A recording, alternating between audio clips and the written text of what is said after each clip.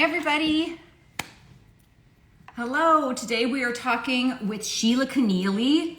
So I'm going to let everybody start coming on. We're talking about are toxins making you fat? So I'll let you guys start coming on. Good morning. Good morning.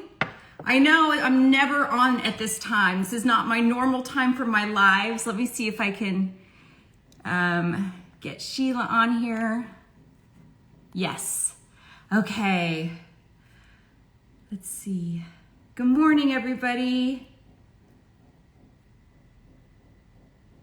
Trying to see if I can get her on. Let's see, Sheila. Are you coming?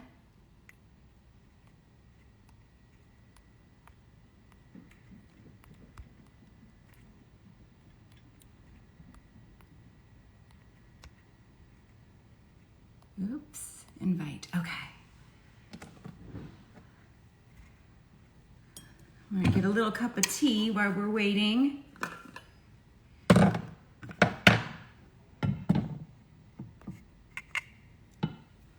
Hi, everybody. Good morning. Good morning. I'm waiting for Sheila Keneally to come on. We're talking about toxins. Oh, sorry. My gosh, it's early in the morning for me. Toxins and weight loss. So what is causing us to hold on to fat and hold on to weight? So hi, everybody. Hello, hello. I'm never on at this time. It's way too early in the morning for me.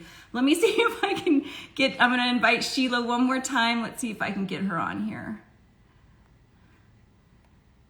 There she is. Okay. She might be having a little bit of trouble. But we will see. We will see. Good morning, everybody. Okay, today we've got a good show. This is my guest that I've had on once before, Sheila Keneally, and we were supposed to have her on a couple weeks ago. I was supposed to have her on a couple weeks ago, and we realized the time difference. So she's got little ones, and so we tried to reschedule, and this time works for her, which is way too early in the morning for me, but we'll see if I can get her on here. Come on, Sheila. We're losing people. For those of you who normally follow my live show, I'm on every Saturday and Sunday at 11 a.m. So if you missed any of those past shows, you can scroll through my feed. There's a distinct kind of thumbnail when it's a live show. But today's live show is Sheila Keneally is a liver, gallbladder, and hormonal naturopath. So there's a lot that we can learn from her. I'm going to invite her one more time, and then maybe I'll jump off and try to see what's going on. Okay. I'm open for any questions. If you guys have anything that you want to ask, anything from past live shows.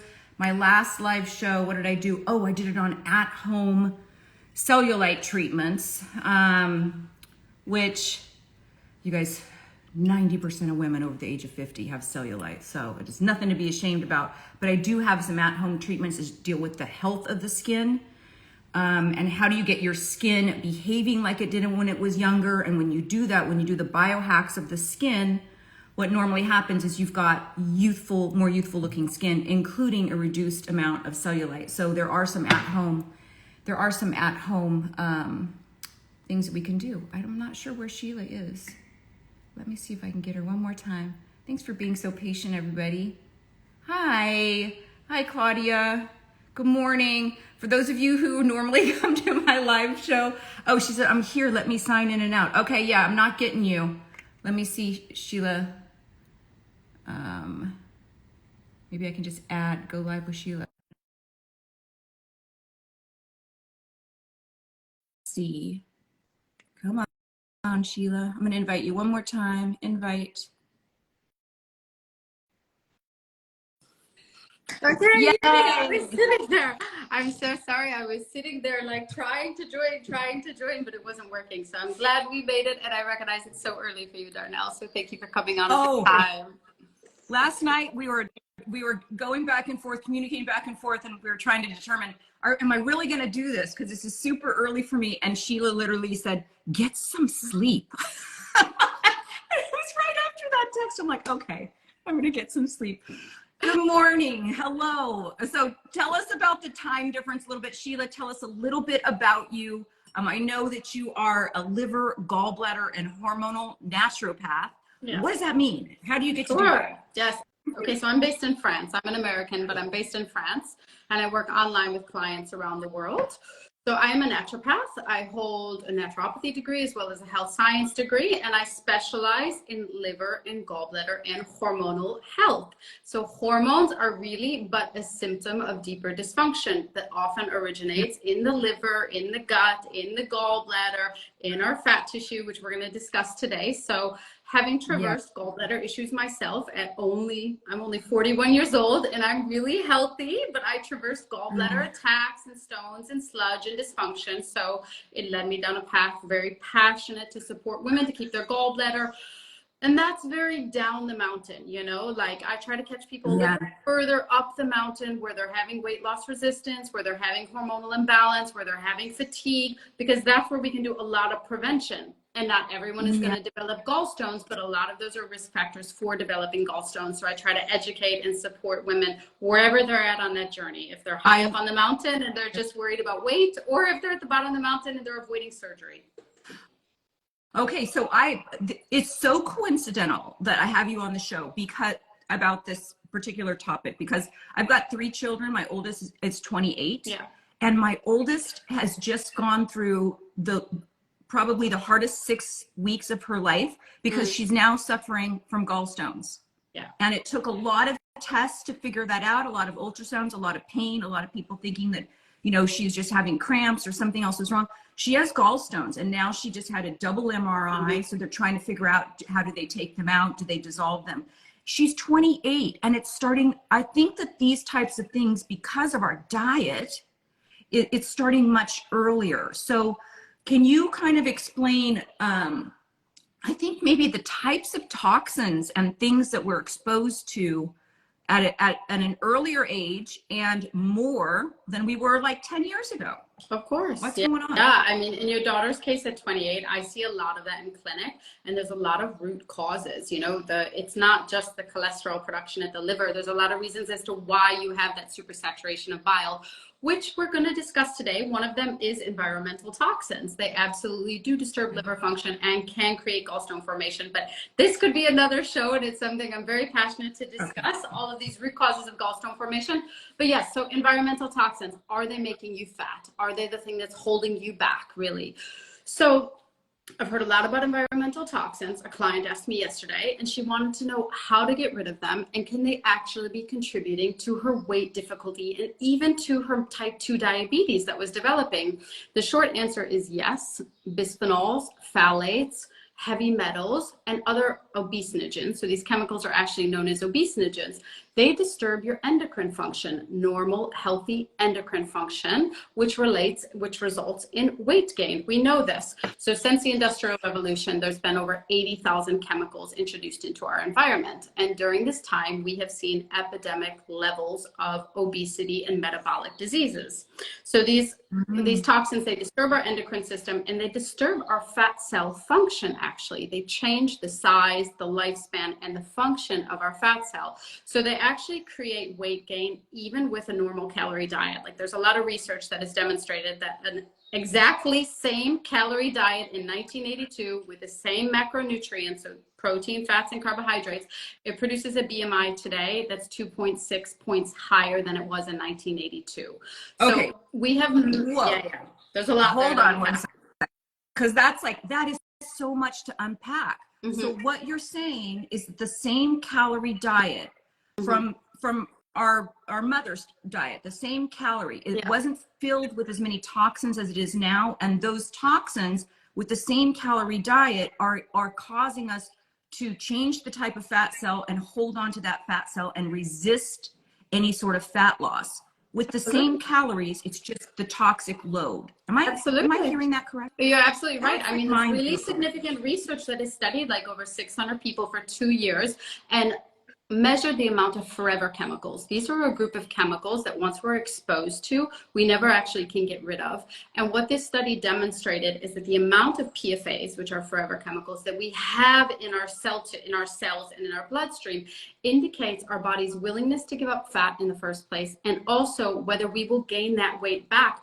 Because fat tissue is an endocrine gland, which means it secretes hormones. And these chemicals, they actually disturb our fat cells. They change the function of our fat cells to cause us to gain weight and have insulin resistance and have leptin resistance. So it's really actually the science is there now. For a while, it was just like, I need to be clean, I need to eat organic. But now if you dive into obesinogens and understand this, like the science is there demonstrating you can be eating 2,000 calories daily, you can be exercising, you can be getting sunshine and sleeping. But if your fat cells are full of toxins, like you have metabolic processes that are going on beyond your control that are causing weight gain. Right. Wow. Yeah, it's fascinating. So it is so fascinating. I mean, what do we do now? Now we know we're full of toxins, and it's causing us to hold on to our, like, how do we, well, we know that there are ways to reduce our toxic load, right? Like switching from plastic to glass, but what are some of the other ways? Sure. I mean, I always recommend we look at 4 areas of our life, particularly as women, because we're marketed very toxic products in the name of beauty and anti-aging. And when they say endocrine disturbing, understand that that's going to disturb your normal hormonal cascade. Yes. So it's important to really register you have a hormonal cascade in your body, that these chemicals, because we have an endocrine system that starts at our brain, it's our thyroid gland, it's our pancreas, it's our ovaries, and it is our adrenal glands on our back. And these chemicals, they can basically intervene at any point in our endocrine signaling. So this is really relevant for people with Hashimoto's, with diabetes, with insulin resistance, with estrogen dominance to understand that. But look at these 4 areas of your life, okay? So look at what you're putting on your skin. Don't put anything on your skin that you wouldn't eat, basically. That's the long and short of it, because, you know, this is the truth. Chemicals I put on my skin in the name of beauty. I mean, I don't know if I can do that one. I might be able to do all the others, Sheila, but sometimes with skincare, I need the big guns. Tough one. I mean, I'm a naturopath. I sat with that area for a while before I switched from Chanel to Ilia, and I was like, I'm not going to put anything on my skin I wouldn't eat. And I understand it's a big one for women because they're full of phthalates, they're full of Ilia. Yes, I love that one. It's a nice. It's a really nice.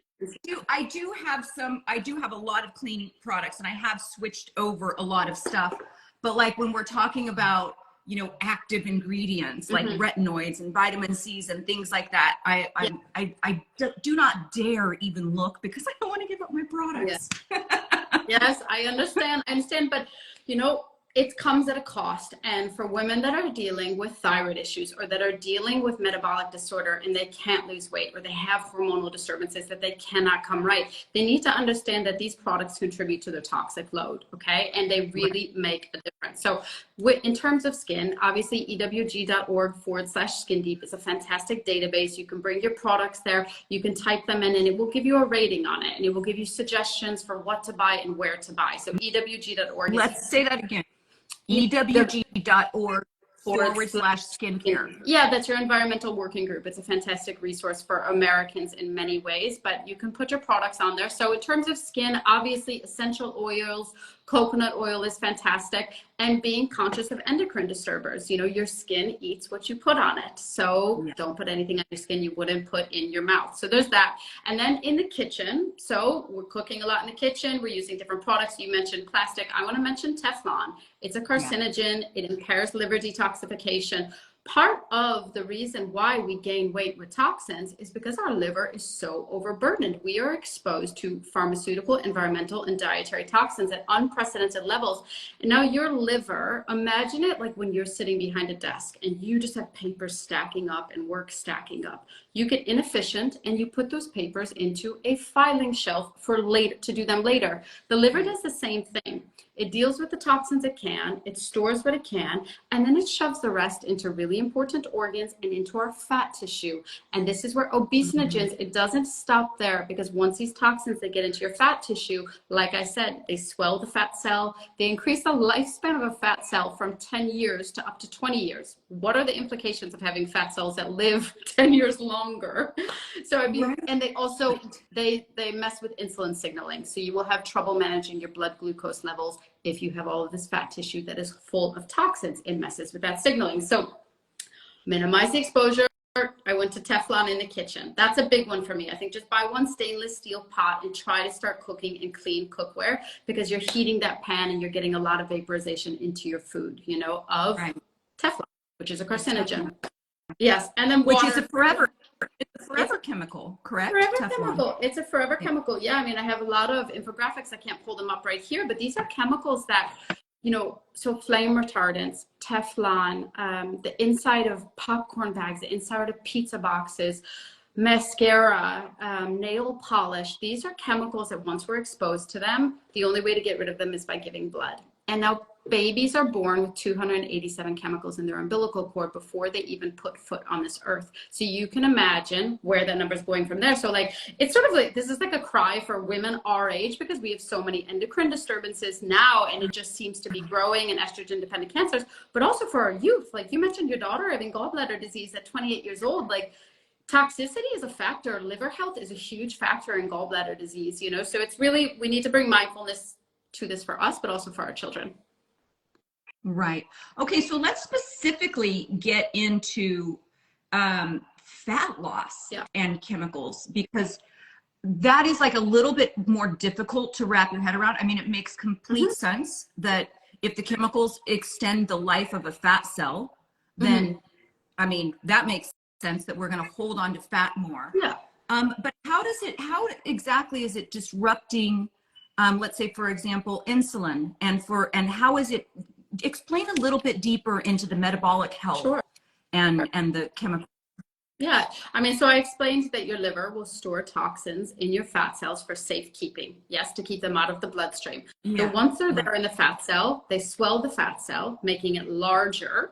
They increase the lifespan, and then they change the signaling. So we know now that fat cells, they secrete inflammatory markers and insulin. And so it's going to secrete, the more fat you have full of toxins, it will be secreting more and more insulin. And eventually you develop insulin resistance, which means that you're going to have a lot of circulating sugar in your bloodstream, because your cells get tired. They get tired of getting banged out with insulin. So then you have a lot of circulating sugar in your bloodstream, and that's very unsafe. The body has to tuck it away in fat tissue very quickly. Hence more and more weight gain. But don't forget that the body is an incredible intelligence. It stores toxins away because it knows it's toxic to have them in the bloodstream and close to vital organs. But equally, it won't open fat tissue that is full of toxins when your drainage and detoxification is very impaired, because it's like Pandora's box. It knows what's coming and it's not prepared to deal with it. So this is where a lot of women hit this roadblock. They're like, I'm doing everything right. I'm exercising, I'm eating well, I'm sleeping, I have good light exposure, I've got a great family, all of this, but my body won't budge. And it's like, these toxins in your fat cells, your body is not easily going to access, and also recognize that they've created further upstream endocrine disturbance, such as at the thyroid. So your thyroid gland, which is your gland that produces T3, this magical hormone, eventually after many conversions, but that goes around and gives energy to every cell in your body, and you need it for your metabolism. Yes, you need healthy T3 levels, T4 levels to be burning fat. Your thyroid loves metals. It accumulates metals. And so these metals, they take the place of many nutrients that we need for their function. So this is just the interplay of endocrine system and toxicity. Toxins get absorbed into your thyroid, and it hinders its functions. I had a client, actually. She was about 45 years old. She was a trainer. She was doing everything right. And she came to me 30 pounds overweight. She was like, it will not budge. I'm only 44 years old, I think it was. It will not budge. And we did HTMA testing, which is hair heavy metal, mineral and heavy metal testing, as well as other heavy metal testing. She came back with really high mercury levels, not only from her diet, from a lot of fish exposure, but also from amalgams and what she was passed in her womb. And so we very slowly chelated the mercury very safely out of her body. Her thyroid function improved, her metabolism improved, her basal body temperature improved, and she lost the weight, which she couldn't do for like 15, 20 years. So, I mean, really, there's so many ways in which toxins make us fat, but it's what they actually do to the fat cells, and then what they do to our thyroid, what they do to our sex hormones, what they do to our pancreas and the insulin response. So it's multifactorial. So what are some of the symptoms to know if you have a very big toxic, if you're carrying a very big toxic load? Sure. I mean, that really comes back to liver health. Like, are you constipated? Are you fatigued? Are you digesting really poorly? What are the quality of your bowel movements? They should be formed sausage-like bowels, you know? Are you having that detoxification via bowel movements twice daily? Are you intolerant to coffee and alcohol? Are you dealing with hormonal imbalance like PMS, PMDD, PCOS? How is your sleep? Interesting. You know, so many things. So yeah, liver health, I look at those areas really. So these are, And in liver health, sorry, go is it ahead. also one of the symptoms just an increase in resisting in being able to metabolize fat? I mean, is it a decrease in being able to metabolize fat, so you also have a bigger midsection where you're holding on to that fat in addition to all of that stuff? Because I've also heard the brain fog and the lack of not being able to sleep, all the things that we associate a lot of the symptoms with menopausal symptoms can also be symptoms of heavy metals, correct? Yeah, absolutely. I mean, heavy metals, parasites, mycotoxins from mold, like there's so many toxins out there that can affect your cognition. They can affect your memory recall. They can affect your moods, you know, like it can create irritability. It can create fatigue. It's just general like apathy and sluggishness. But I mean, the reality is that we have all been exposed to toxins, particularly if we're above 40 years old. We were raised with vaccinations that had a lot of heavy metals in them. We were raised on glyphosate in America very profoundly. The water supply has enormous amounts of fluoride in it, as well as chloride and various radioactive elements. Go to ewg.org. Again, type in your zip code and it will tell you exactly what toxins you have in your local water stream. And this is, you know, there's a lot of reason to filter your water when you see that, when you see radioactive elements that can disturb your mitochondrial function and make you exhausted. So really utilize that resource. It's fantastic. But I think it's safe to assume that if you're above 40 years old and if you're struggling with weight and if you're struggling with energy and with sleep and with skin and with brain fog and with your hormones, that you need to take some care of your liver. And so when we're talking about our liver, like obviously this is our primary detoxification organ that acts as a bouncer for our blood. It's incredible. You know, it decides what can continue in the blood and then what needs to get stored or gets detoxified, excuse me, and what needs to get stored. So it does a lot for us, but it also gets exhausted because it's so exposed to toxins. So actively detoxing, I mentioned bowel movements. That's always where you have to begin because you go to the bottom of the drain and you ensure that you're having 2 formed bowel movements daily to be getting those toxins out. You know, they get delivered via bile to your large intestine, get those toxins out, play around with insoluble and soluble fiber to figure out which one is right for you. We all have a different microbiome, so not all of us can do well on soluble fiber. I saw that you were talking about that recently. It's fantastic soluble fiber, but for some people, it binds all of their bile. You're going to know about this because of your daughter. Like she'll be underproducing bile most likely. And so if you take a lot of soluble fiber and you suddenly bind all your bile, you don't get an impetus for a bowel movement because it's when that bile hits your large intestine, you want to go to the toilet. So play around with fiber. Fruits, vegetables, soluble fiber, psyllium, sun fiber, chia, flax, all of that. Well, get that. How would when you say play around with fiber?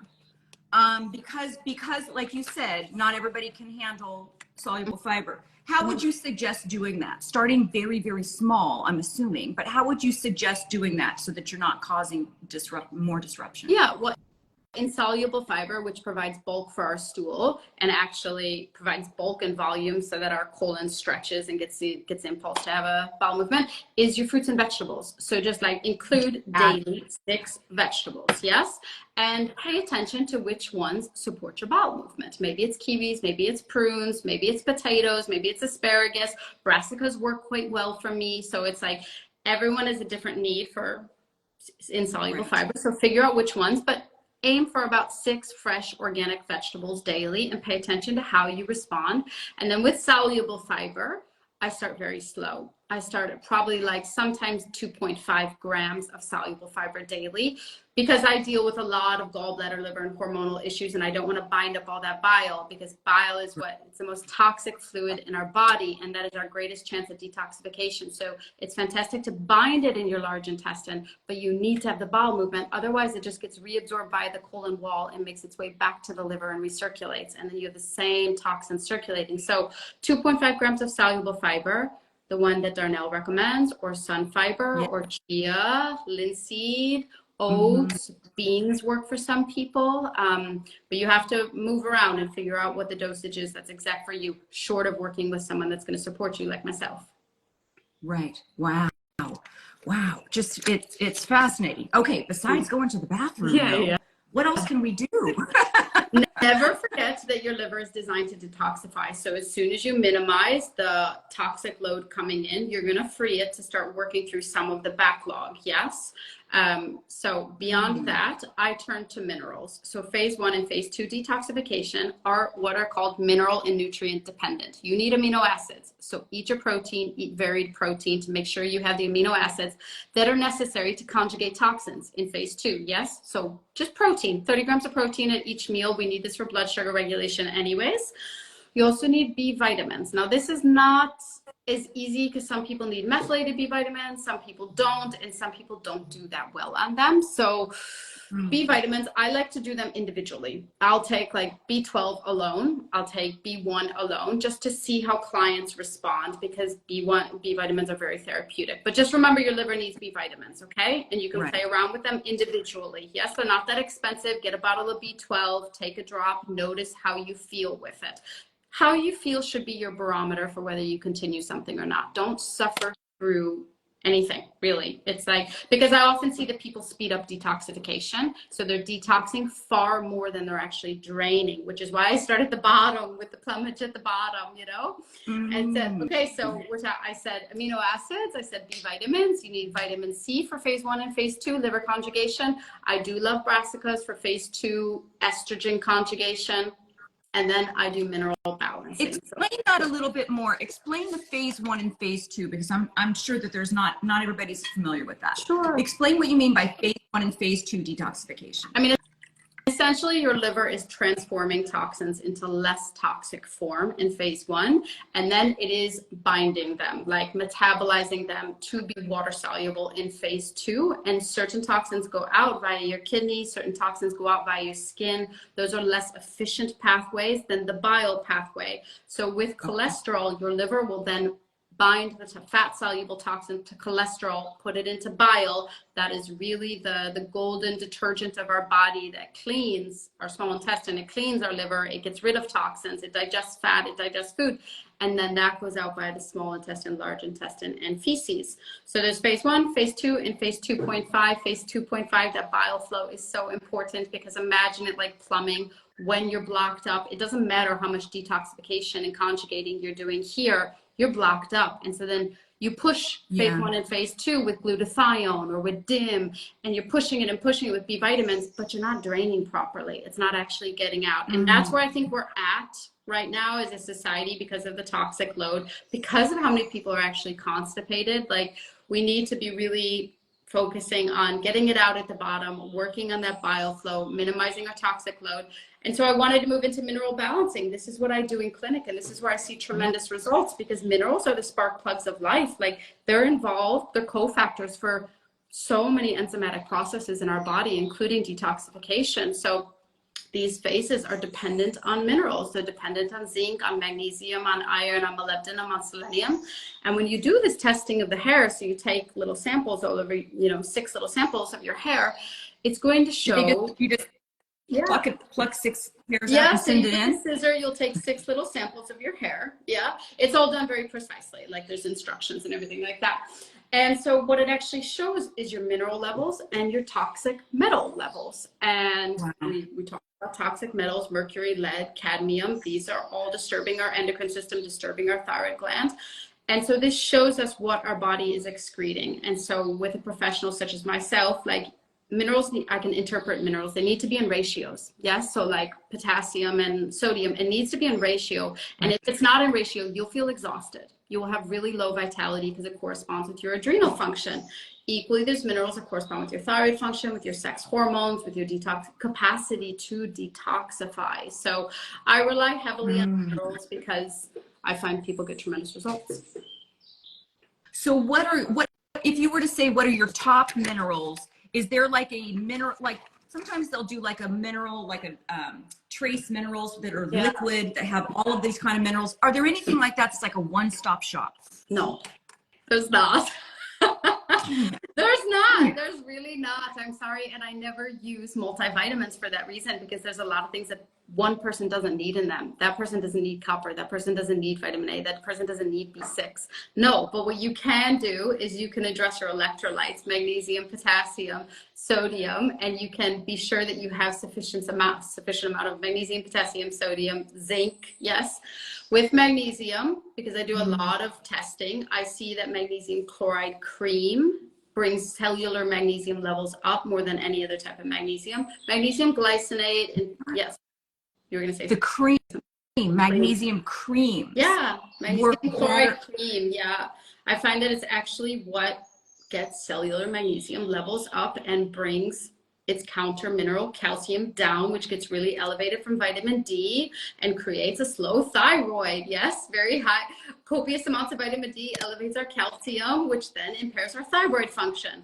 So it's like fascinating this how minerals actually interplay with all of our organs. But I would say magnesium chloride cream. Potassium is a huge mineral for energy, for fluid retention, and for thyroid function. Bananas and avocados are rich in potassium, but it's very difficult dietary-wise to get the 4,500 milligrams, that you need daily. So I often use a lot of potassium gluconate. But again, this is done with pretty precise testing, but you can safely use, sorry, go ahead. I have a question. Yeah. So if there's a lot of potassium, as we know, in avocados and bananas, and 20 years ago, we were able to, we didn't have the toxic load that we do now, and we were able to get the magnesium from these fruits and vegetables.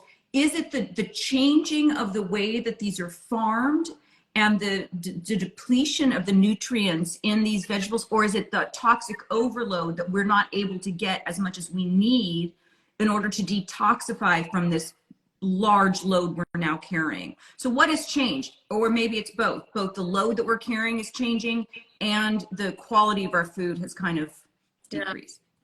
I mean, what I would turn to first starts with a G and ends with an E. It's glyphosate. It chelates minerals. That's what it does to plants. That's how it kills them. You spray glyphosate, you spray Roundup, which is very heavily used throughout the 1980s in America and my generation in Chicago growing up.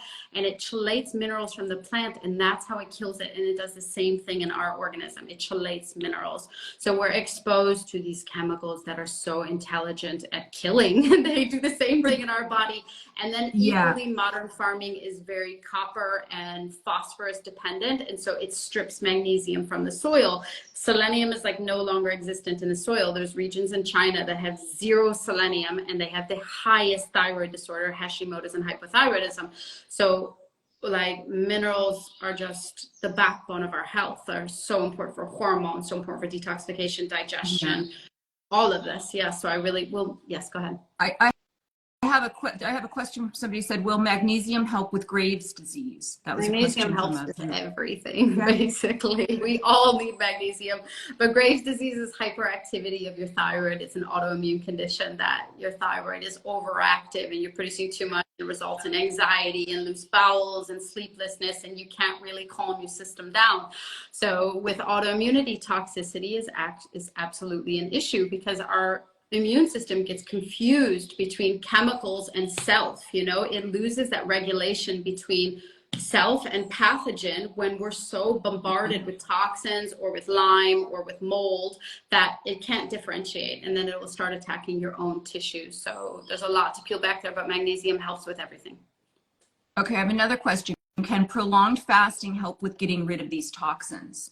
Like intermittent fasting, or if you're doing like a 2 or 3 day fast, can these help? And prolonged fasting is going to support cellular detoxification. So your body's going to have a lot more energy to clean up on a cellular level, which is fantastic, but you have to have these mechanics that we spoke about in terms of the liver, the bile flow in the intestine to drain, so that's detoxification, and that's fantastic. But I often see that people are plugged up in their drainage, so having one bowel movement a day is plugged up drainage. You need to hydrate yourself, play around with soluble fiber, take a little bit more magnesium, figure out how you can get to 2 daily. So you're doing that hard work of fasting, but you want those toxins out of you, because don't ever forget the enterohepatic loop.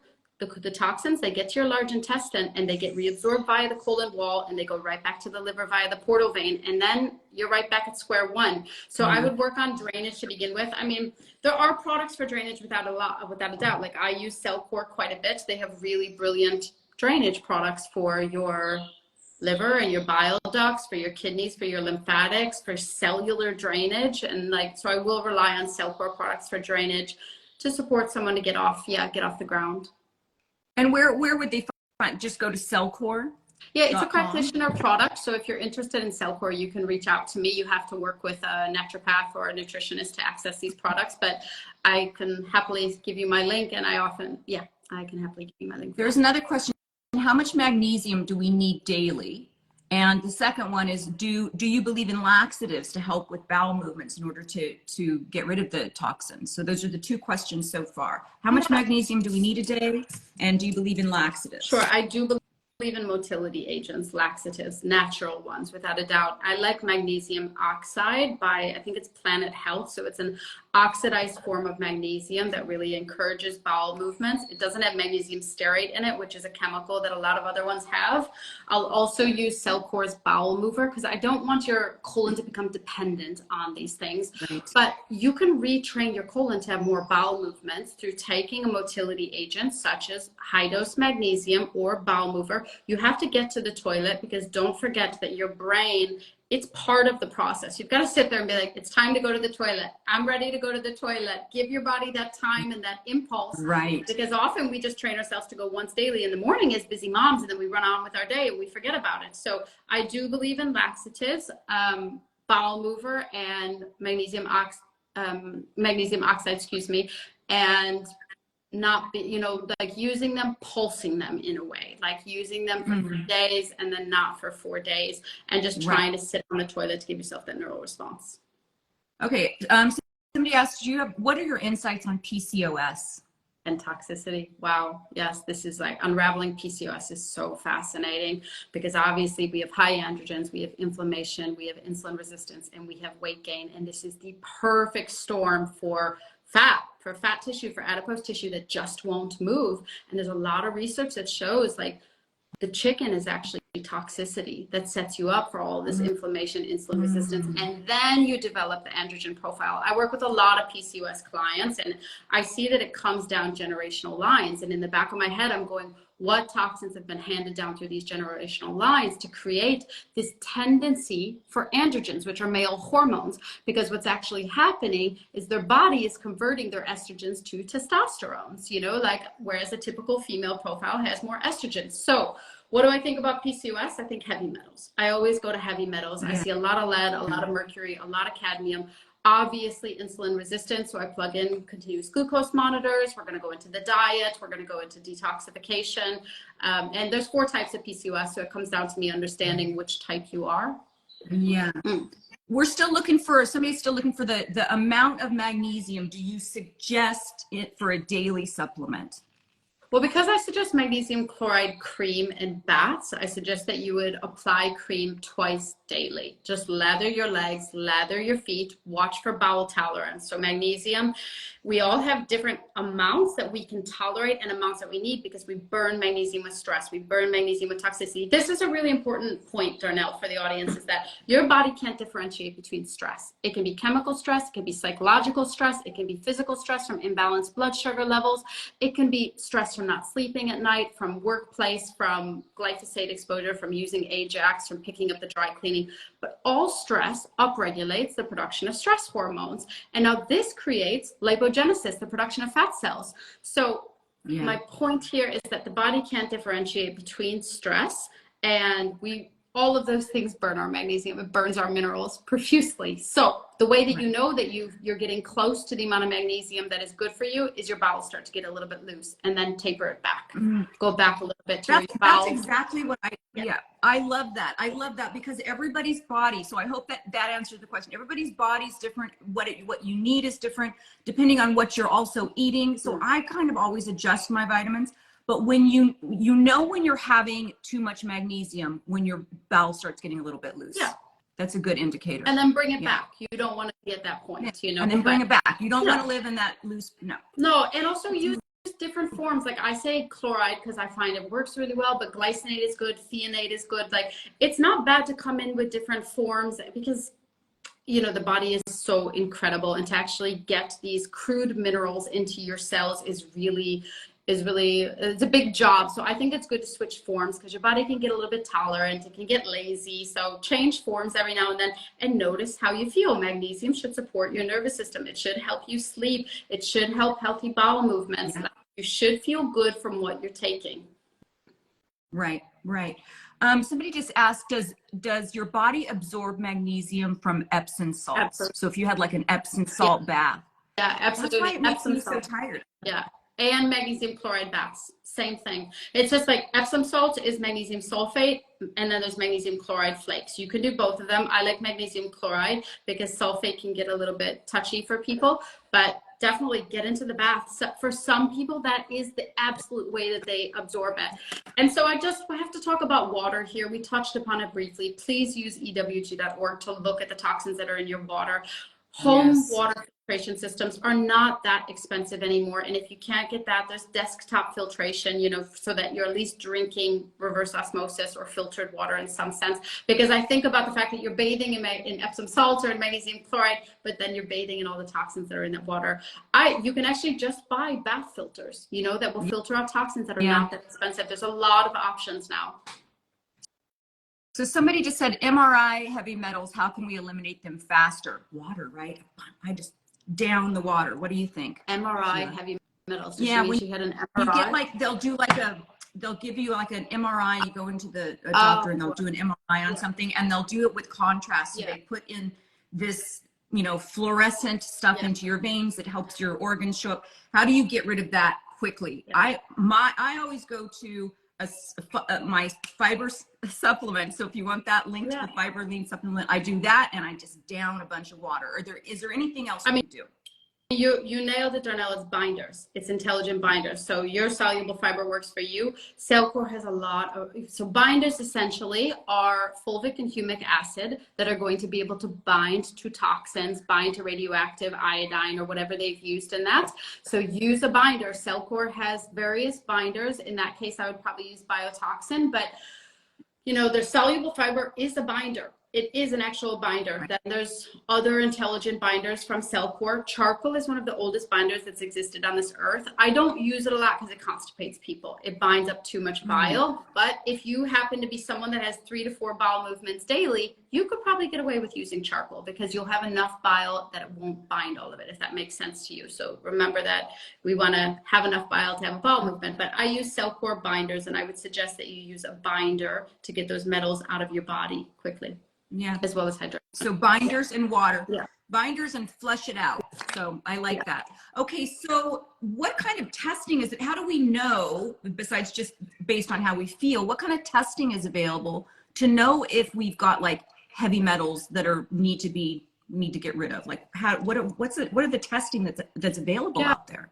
Yeah, there's a lot of testing. So HTMA testing measures 12 heavy metals, and now your hair will excrete what you have been exposed to for the past 3 months. So it's going to measure mercury, lead, cadmium, arsenic, and so on.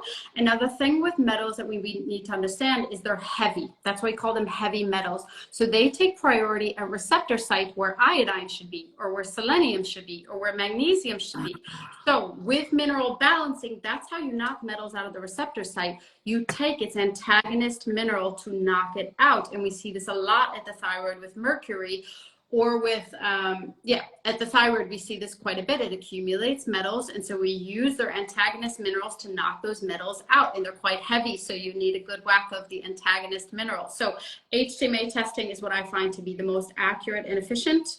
In terms of mycotoxin testing, so mold is a really big thing in America. We're aware that we're living in damp buildings that expose us to mycotoxins. That would be doing mycotox panels. If you suspect you've lived in a leaky home, or you have a lot of moisture, that can create a lot of the same symptomology: fatigue, lethargy, brain fog, very poor functioning, because it affects your mitochondrial function. So there's mycotox panels. There's something called total tox, and that's a very elaborate functional test that will measure like your glyphosate, your mycotoxin, also look at your gut function. I do use that in clinic as well.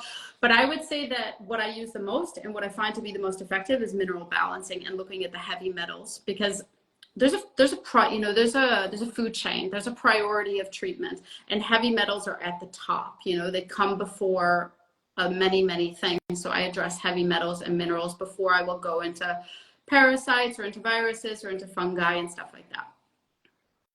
So interesting. Can you explain to me a little bit about, like, if you've got a heavy metal, let's say you're having thyroid issues and you've got a heavy metal that you're holding on to, explain a little bit deeper by taking the mineral antithesis. How exactly does that work?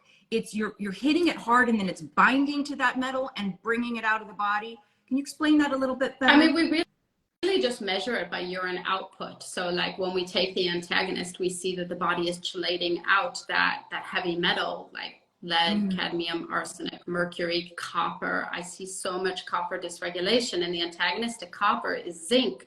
And now copper is this trace mineral that we absolutely need in small amounts, but when it's unbound, so we grew up with copper piping. We took birth control pills with a lot of copper in them, and our mothers passed copper to us in womb. And so this copper, it accumulates in the brain, yes? And so, and it also, the more copper we have, the less zinc we have. That's just what it naturally downregulates zinc. So as we start to improve our zinc levels, which is done very methodically, I don't want to suggest anyone goes out and jumps on 15 milligrams of zinc propionate, because you're going to have a big metal dump, and metal dumping can feel like depression. It can feel very, very heavy and intense. You need to have drainage, you need to have binders. But essentially, you're taking this antagonist and you're pushing that metal out, yes? And so we measure that via urine, we measure that via the hair, and we see, okay, your body has the energy to chelate, because chelation and detoxification require cellular energy, yes? And so minerals give cellular energy. Red light therapy, which you talk about all the time, gives cellular energy. It produces ATP at a cellular level. So you're giving your cells energy, and you're also giving them the antagonist to that heavy metal. And just remember, like, there's receptor sites, enzyme receptor sites in the body, and mercury is molecularly similar enough to iodine, so it can take up the same receptor site, but and it's heavy, so it takes precedent. So you knock it out, basically. Wow, so interesting. Somebody said oysters are the key for zinc. That's really good. That's a really good source for zinc. Let me see if there were any other questions. So this, somebody said, what about metal fillings for your teeth? What is your thought on that? Because I've had all my metal removed from my mouth in a very strategic way, because I thought, I don't want this in my mouth anymore. What's your thought on that? Get to a biological dentist. Make sure you're taking binders. If you tolerate glutathione, make sure take some glutathione. Make sure your bowels are moving. I would do quite a bit of preparatory protocol for your drainage and your detoxification channels to be open, and bind quite a bit. So use a cell core binder. HMET is fantastic for heavy metals, and make sure you're really binding and you're working with a dentist that has all of the safe protocols. You don't, it's often the vapors that re-expose us, and then they get deposited in different areas of our body and in our brain, and mercury toxicity is not fun, and mercury chelation is not fun. So the best thing is just to avoid the exposure in the first place. Right.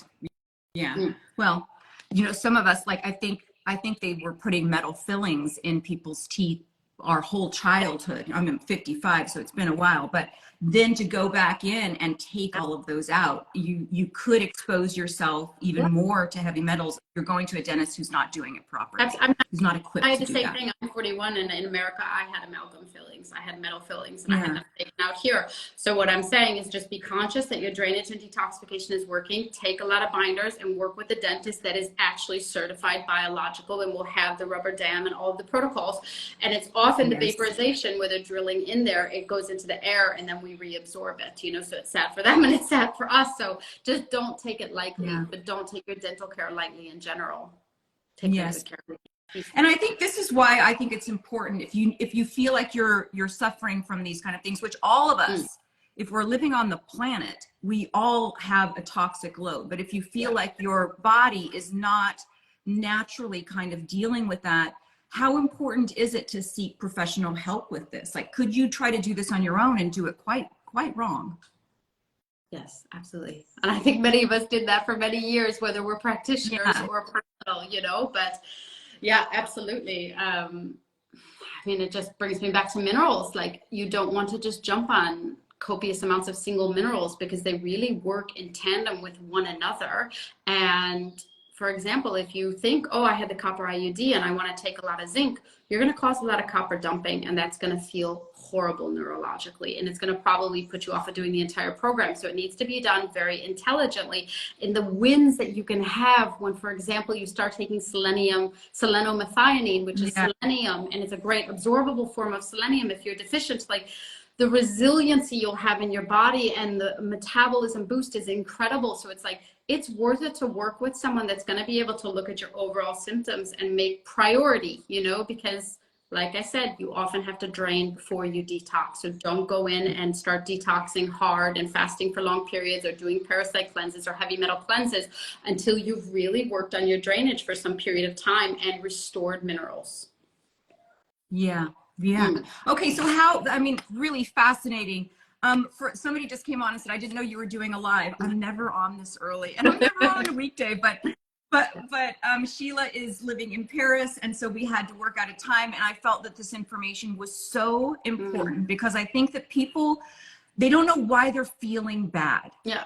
Right? We don't know why. There's so many different reasons why we could feel bad, and we don't realize that it could just be our bodies are just on toxic overload. Yeah. And so I felt that this information was important enough for me to get up early and reschedule this and try to get this information to everybody. So how can people find you? Where would they go to find you, and how could they work with you? I'm really active on Instagram, Holistic Health by Sheila. So that's where my business is. And you'll see my face on there regularly, sharing information, educating you. And so you can find me there. You can contact me via messages or via Linktree. It's very clear how you can work with me.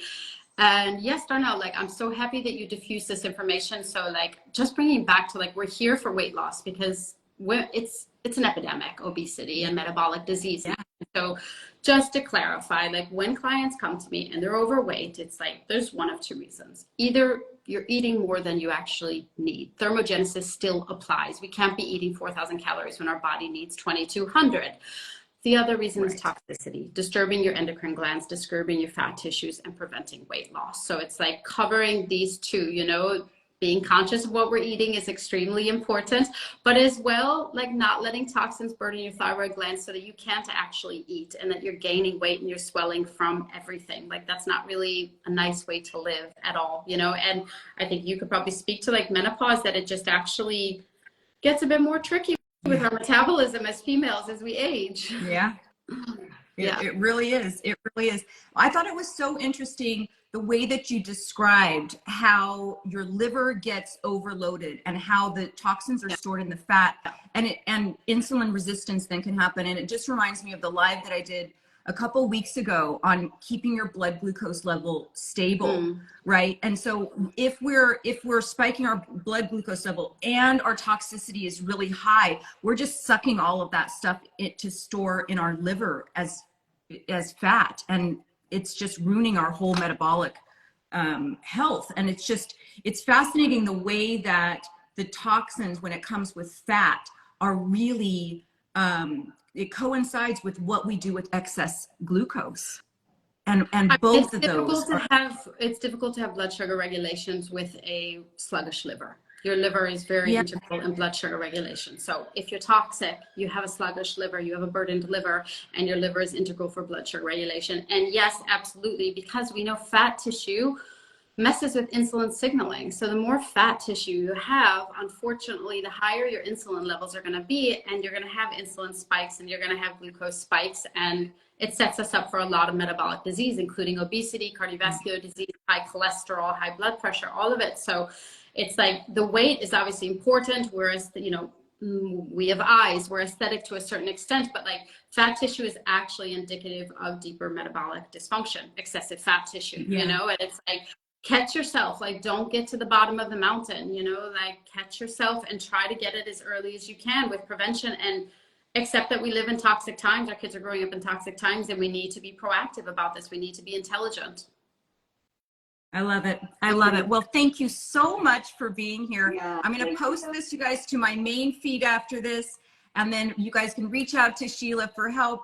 I really appreciate all the information. It's just a wealth of knowledge. So thank you so much, and thank hopefully we can do you. this That was again fun. soon. Yeah, with Thank pleasure. you guys. Enjoy your day, and thank Thanks, you guys. for I'll waking up. see you guys. Of course, I'll see you guys Saturday. This Saturday at 11 a.m. Pacific Standard Time, I'm going to be talking about supplements. So there's a lot of toxins in our supplement market. And so we're going to get to the bottom of that. What are the best supplements to be on? So it just kind of flows right into that. Thank you so much, Sheila. Have a great rest of your day. Bye, everybody. Bye, everyone. Thank you. Bye, Darnell.